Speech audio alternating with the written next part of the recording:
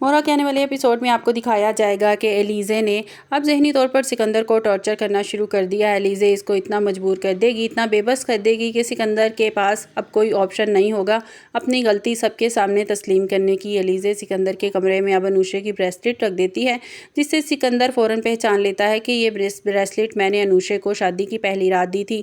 जिस पर वो परेशान हो जाता है कि ऐसा कौन है जो मेरे और अनुषा के बारे में सब कुछ जानता है। फिर इसे ख्याल आता है ये काम सवाए एलिज़े के और कोई नहीं कर सकता। देखते ही देखते वो ब्रेसलेट सिकंदर के कमरे से गायब हो जाती है। सिकंदर ज़हनी अज़ियत में मुब्तला हो जाता है। आखिर ये ब्रेसलेट गई तो गई कहाँ। वो ऋषि से कहता है कि हो ना हो ये ब्रेसलेट मेरे कमरे से एलिज़े ने गायब की है।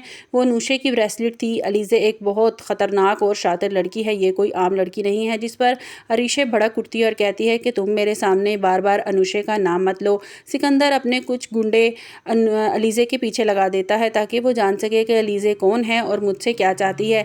एलिज़े इन गुंडों को देख लेती है। वो फ़ौरन हमज़ा को बताती है कि मैंने इन गुंडों को देखा, जिन्होंने शादी से पहले हम पर हमला किया था। एलिज़े बताती है हमज़ा को कि वो मुझे किडनैप करना चाहते थे, लेकिन मैं इनके हाथ से बच निकली। तो हमज़ा भी परेशान हो जाता है और कहता है तुम परेशान मत हो, जल्दी ही इनका पता लगा लूँगा कि वो कौन है। और दूसरी तरफ अरमीन बेगम भी इस तैयारी में है कि जल्दी से एलिज़े को इस घर से निकाल दे। इसी सिलसिले में हमदानी साहब से बात करती है। हमदानी साहब जितनी जल्दी हो सके इस लड़की को इस घर से निकालना होगा, वरना ये सब कुछ तबाह बर्बाद कर देगी।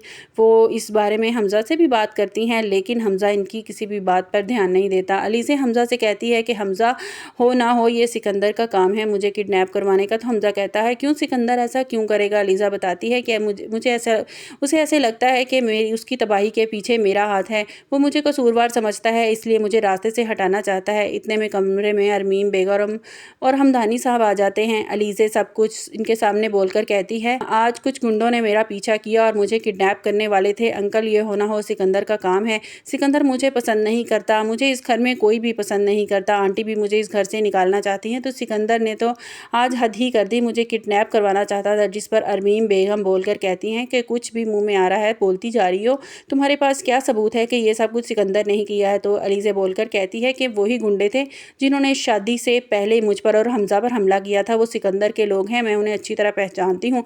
तो हमदानी साहब कहते हैं कि एलिज़े तुम परेशान मत हो, अगर ऐसी बात है तो मैं भी सिकंदर से पूछ लेता हूँ। वो सिकंदर को बुलाते हैं।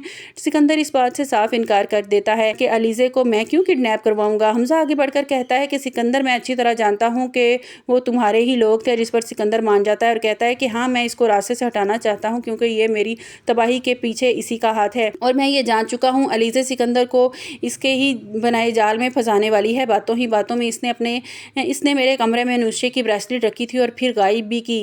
इसी ने की है। वो मुझे ज़हनी तौर पर टॉर्चर करना चाहती है। तो हमज़ा कहता है कौन अनुषा। जिस पर सारी हकीकत सिकंदर को बतानी पड़ती है। वो बताता है कि हमज़ा ये हमारी ज़िंदगी में सिर्फ हमें बर्बाद करने आई है, हमसे बदला लेने के लिए आई है। हाँ मैंने तुम्हारी बहन की ज़िंदगी बर्बाद की। इसने अपनी ज़िंदगी की बर्बादी को खुद दावत दी थी। मुझे थप्पड़ मारकर इसने सिर्फ थप्पड़ का बदला लेना चाहता था।